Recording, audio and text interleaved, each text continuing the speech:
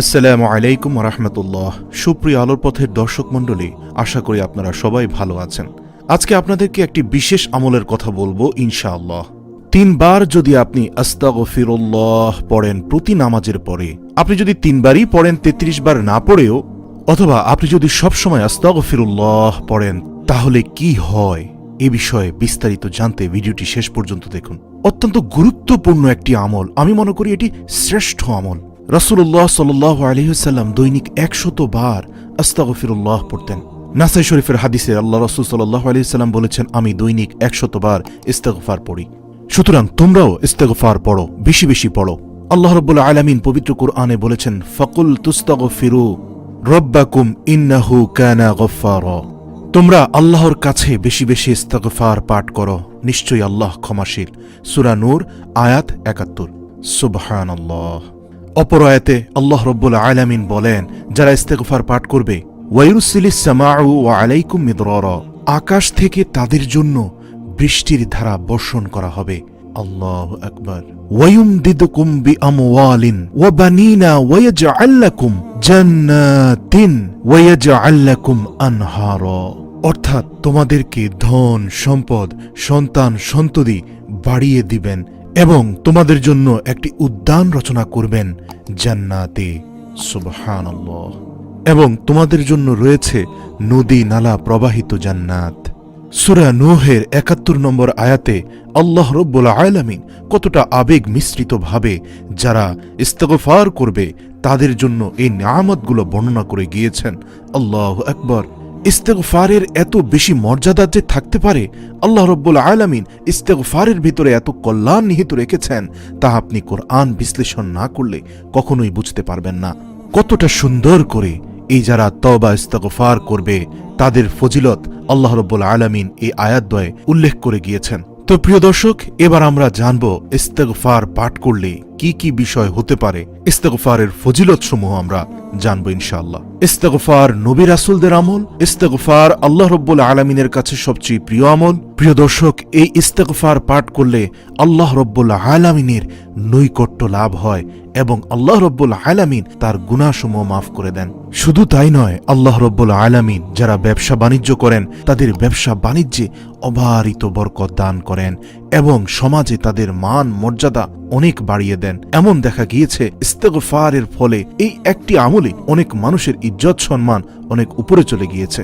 শুধু তাই নয়, আল্লাহ রাব্বুল আলামিন তার উপর রহমত ও বরকত নাজিল করেন, তার পরিবারের উপরও রহমত নাজিল করেন। আল্লাহ রাব্বুল আলামিন তাদের উপর বৃষ্টি বর্ষণ করেন। এই ইস্তেগফারের মাধ্যমে আল্লাহ রাব্বুল আলামিন তাদেরকে দুশ্চিন্তা পেরেশানি থেকে চিরমুক্তি দান করেন। আল্লাহু আকবার। এবং আল্লাহ রাব্বুল আলামিন তাকে অচিরেই ধনী বানিয়ে দিবেন, অর্থ সম্পদ ও হালাল রিজিক বৃদ্ধি করে দিবেন। এবং ইস্তেগফারকারী ব্যক্তির রিজিক আল্লাহ যে কোথা থেকে ব্যবস্থা করে দিবেন তা সেই ব্যক্তি নিজেও বুঝতে পারবে না। সুবহানাল্লাহ। যাদের সন্তান সন্ততি হয় না, তারা ইস্তেগফারের আমল করলে আল্লাহ রাব্বুল আলামিন সন্তান সন্ততি দান করবেন। যাদের ফসলি খেতে ফসল হয় না, আয় উপার্জন চাকরি বাকরি ব্যবসা বাণিজ্যের সংকট সৃষ্টি হয়েছে, তারাও শুধুমাত্র ইস্তেগফারের আমলের মাধ্যমে আল্লাহ রাব্বুল আলামিনের অবারিত ভান্ডার থেকে অসীম সাহায্য নিতে পারেন। যাদের অন্তরে ময়লা আছে, যাদের কল্ব পরিষ্কার নয়, গুনাহ করতে করতে কালো দাগ পড়তে পড়তে এটি এখন বিরান ভূমি হয়ে গিয়েছে, নিঃসন্দেহে আস্তাগফিরুল্লাহ আস্তাগফিরুল্লাহ পড়ার মাধ্যমে আল্লাহ রাব্বুল আলামিন এই বিরান ভূমিতে নতুন করে ঈমানের চারা গজাবেন। সেই ব্যক্তি হয়ে যাবে মুস্তাজাবুদ দাওয়া। তখন সে একটি বিশেষ ক্ষমতা অর্জন করবে, সেটি হচ্ছে মুস্তাজাবুদ দাওয়া। এই ইস্তেগফারই তাকে এই ক্ষমতা আল্লাহ রাব্বুল আলামিনের তরফ থেকে পাইয়ে দিবে। আর সেই ক্ষমতা যখন পেয়ে যাবে, তখন সে যা দোয়া করবে আল্লাহ রাব্বুল আলামিন তাই কবুল করবেন। এ বিষয়ে ইমাম হাম্বল ইবনে আহমদ রাহিমাহুল্লাহ এর একটি ঘটনা পৃথিবীতে অত্যন্ত প্রসিদ্ধ। তিনি একদা পরিশ্রান্ত ক্লান্ত হয়ে একটি মসজিদের কাছে গিয়ে বললেন, আমাকে এক রাত থাকার সুযোগ দিন, আমি একজন মুসাফির। কিন্তু মসজিদের খাদেম তাকে চিনতে না পেরে তাড়িয়ে দিল, বলল, না, আমাদের এই মসজিদে রাতে থাকার কোনো সুযোগ নেই, আপনি যদি কোনো কিছু চুরি করে নিয়ে যান। তখন ইমাম আহমদ ইবনে হাম্বল তাকে বললেন যে আমি ইমাম আহমদ ইবনে হাম্বল। তখন সে হেসেই বলল, কত মানুষই তো ইমাম আহমদ ইবনে হাম্বলের নাম বিক্রি করে খায়, আপনি তাতে সমস্যা কি? আমি আপনাকে এই মসজিদে জায়গা দিব না। অতঃপর ইমাম আহমদ ইবনে হাম্বল উপায়ান্তর না পেয়ে পেছনে হাঁটতে থাকলেন এবং একটি বাজারে প্রবেশ করলেন। সেখানে গিয়ে দেখলেন এক যুবক রুটি সেকে বিক্রি করছে। তিনি তার পাশে গিয়ে দাঁড়িয়ে বললেন, হে যুবক, আমি কি তোমার পাশে দাঁড়িয়ে একটু আগুনের আঁচ অনুভব করতে পারি? তীব্র শীতে আমি খুব কষ্ট পাচ্ছি। তখন সে যুবক বলল, আলহামদুলিল্লাহি নি'মা, অবশ্যই আপনি আসুন এবং পাশে বসুন। তখন ইমাম আহমদ ইবনে হাম্বল দেখতে পেলেন সেই যুবক রুটি বানিয়ে তাতে আগুনের তা দিচ্ছে আর প্রতি সেকেন্ডে মুখ দিয়ে বলছে আস্তাগফিরুল্লাহ, আস্তাগফিরুল্লাহ। সে রুটি বানাচ্ছে, বলছে আস্তাগফিরুল্লাহ, রুটি তাওয়ায় দিচ্ছে, বলছে আস্তাগফিরুল্লাহ, আগুন জ্বালাচ্ছে, বলছে আস্তাগফিরুল্লাহ। তার এই একটি মাত্র বিশেষ আমল পরপর করে যাচ্ছে, অন্য কোনো তাসবিহ তাহলিল না পড়ে শুধুমাত্র এই আমলটি করছে। তখন ইমাম আহমদ ইবনে হাম্বল তাকে প্রশ্ন করলেন, হে যুবক, আমি দেখতে পাচ্ছি তুমি এই একটি আমলই করে যাচ্ছ, এর কারণ কি? তখন সে বলল, আল্লাহ রসুল সাল্লাল্লাহু আলাইহি সাল্লাম বলেছেন, এই একটি আমল আস্তাগফিরুল্লাহ, এর মাধ্যমে মানুষ মুস্তাজাবুদ দাওয়া হয়ে যায়, তার সকল দোয়া আল্লাহর দরবারে কবুল হয়ে যায়। তখন ইমাম আহমদ ইবনে হাম্বল তাকে বললেন, তোমার কি সকল দোয়া আল্লাহ রাব্বুল আলামিনের দরবারে কবুল হয়েছে? তখন সেই যুবক বলল, হে ইমাম, আমার একটি দোয়া ব্যতীত সকল দোয়াই কবুল হয়েছে। আমি অসহায় ছিলাম, আল্লাহ রাব্বুল আলামিনের দরবারে হালাল রুজি চেয়েছি, আল্লাহ আমাকে এই বাজারে প্রতিষ্ঠিত একজন রুটি ব্যবসায়ী করেছেন।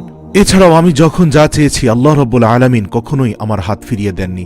শুধু একটি দোয়া আমার আল্লাহ রাব্বুল আলামিনের দরবারে এখনো ঝুলন্ত আছে। আমি দৃঢ় আত্মবিশ্বাসী যে আল্লাহ রাব্বুল আলামিন অচিরে সে দোয়া কবুল করবেন। তখন ইমাম আহমদ ইবনে হাম্বল তাকে প্রশ্ন করলেন, হে যুবক, তোমার সর্বশেষ যে দোয়াটি ঝুলে আছে সেই দোয়াটি কি ছিল? সে বলল, আমি এই উপমহাদেশের সর্বশ্রেষ্ঠ আলেম দ্বীন ইমাম আহমদ ইবনে হাম্বলকে অত্যন্ত ভালোবাসি। আমি সেই ইমাম আহমদ ইবনে হাম্বলের সাথে জীবনের শেষবারের জন্য হলেও একবার সাক্ষাৎ করতে চাই। আমি আল্লাহ রাব্বুল আলামিনের দরবারে প্রার্থনা করেছি, হে আল্লাহ, আপনি মৃত্যুর আগের দিন হলো ইমাম আহমদ ইবনে হাম্বলের সাথে আমার সাক্ষাৎ করিয়ে দিন। তখন ইমাম আহমদ ইবনে হাম্বল দু চোখের পানি ছেড়ে দিয়ে বললেন, হে ভাই আমার, তোমার এই দোয়া আল্লাহ রাব্বুল আলামিন কবুল করেছেন। তোমাকে ইমাম আহমদ ইবনে হাম্বলের নিকট নিয়ে যাননি, বরং ইমাম আহমদ ইবনে হাম্বলকে তোমার কাছে নিয়ে এসেছেন। আল্লাহু আকবার। তখন সেই যুবক তার দিকে তাকালো। ইমাম আহমদ ইবনে হাম্বল তাকে বুকে টেনে নিয়ে বললেন, হ্যাঁ, আমি তোমার সেই ইমাম আহমদ ইবনে হাম্বল। সুবহানাল্লাহ। আব্দুল্লাহ ইবনে আব্বাস রাদিয়াল্লাহু থেকে বর্ণিত, রাসূলুল্লাহ সাল্লাল্লাহু আলাইহি সাল্লাম বলেন, কেউ সবসময় ইস্তেগফার আঁকড়ে ধরলে আল্লাহ তার প্রতিটি সংকটের পথ খুলে দেন, তাকে সব দুশ্চিন্তা থেকে মুক্ত করেন এবং তাকে এমনভাবে জীবিকা দান করেন সে ধারণাও করতে পারে না। আবু দাউদ। প্রতিনিয়ত আল্লাহর কাছে ক্ষমা চাওয়া মানুষের খুবই প্রয়োজন, বিশেষ করে পাপাচার ও দুষ্কৃতিতে সয়লাভ হয়ে যাওয়া বর্তমান সময়টায় যেন আল্লাহ স্বীয় কৃপায় জীবদ্দশায় ও মৃত্যুর পর তার অবস্থা সংশোধন করে দেন। ইস্তেগফার প্রভূত কল্যাণের দ্বার, তা যাবতীয় অনিষ্ট ও শাস্তি লোপকারী। মুসলিম উম্মাহর জন্য সবসময় ইস্তেগফার খুবই জরুরি, যাতে আল্লাহ উম্মতের উপর আপতিত শাস্তি তুলে নেন ও আগত শাস্তি প্রতিহত করেন। শয়তান যাকে বিভ্রান্ত করেছে, যে কল্যাণ থেকে বিমুখ হয়েছে এবং দোয়ার উপকারিতা ও বরকত যার জানা নেই, শুধু সেই ইস্তেগফার থেকে দূরে থাকে। কোরআন ও সুন্নাহ ইস্তেগফারের ফজিলত বর্ণনায় ভরপুর। আল্লাহ রাব্বুল আলামিন বলেন, কেন তোমরা আল্লাহর কাছে ক্ষমা প্রার্থনা করছো না, যাতে তোমরা অনুগ্রহভাজন হতে পারো? সূরা নামল আয়াত 46। আল্লাহর বলেন, আর আল্লাহ এমন নন যে যারা তার কাছে ক্ষমা প্রার্থনা করবে তিনি তাদের শাস্তি দিবেন। সূরা আনফাল আয়াত 33। আবু মুসা রাদিয়াল্লাহু তাআলা আনহু বলেন, তোমাদের মধ্যে দুইটি নিরাপত্তা বলয় বা বেষ্টনী ছিল। এক, নবী করিম সাল্লাল্লাহু আলাইহি ওয়াসাল্লাম, তিনি তো দুনিয়া ছেড়ে চলে গেছেন। আর দ্বিতীয় যে বেষ্টনীটি এখনো অবশিষ্ট হয়েছে সেটি হচ্ছে ইস্তেগফার তথা আস্তাগফিরুল্লাহ। আল্লাহু আকবার। আল্লাহ রাব্বুল আলামিন এই ইস্তেগফারের যথাযথ মূল্যায়ন করার তৌফিক দান করুক। আজকের এই যুব সমাজ তথ্য প্রযুক্তি বিভিন্ন ধরনের সামাজিক ফিতনা ফাসাদে জর্জরিত হয়ে ভয়ঙ্কর সব কবিরা গুনাহে জর্জরিত। শুধুমাত্র আস্তাগফিরুল্লাহ এই আমলের মাধ্যমে আমরা আল্লাহ রাব্বুল আলামিনের তরফ থেকে পাওয়া দ্বিতীয় বেষ্টনী তথা আল্লাহর বলয়ের মধ্যে প্রবেশ করতে পারব এবং আল্লাহ রাব্বুল আলামিন হয়ে যাবেন আমাদের সুরক্ষা দানকারী। রিপোর্টের শেষ অনুরোধ করছি, দৈনিক 100 বার করে আস্তাগফিরুল্লাহ পড়ার শপথ নিয়েছেন কারা কারা আমাদের কমেন্ট করে জানান। আর ভিডিওটি ভালো লাগলে অবশ্যই শেয়ার করে আপনার বন্ধুদের জানিয়ে দিন।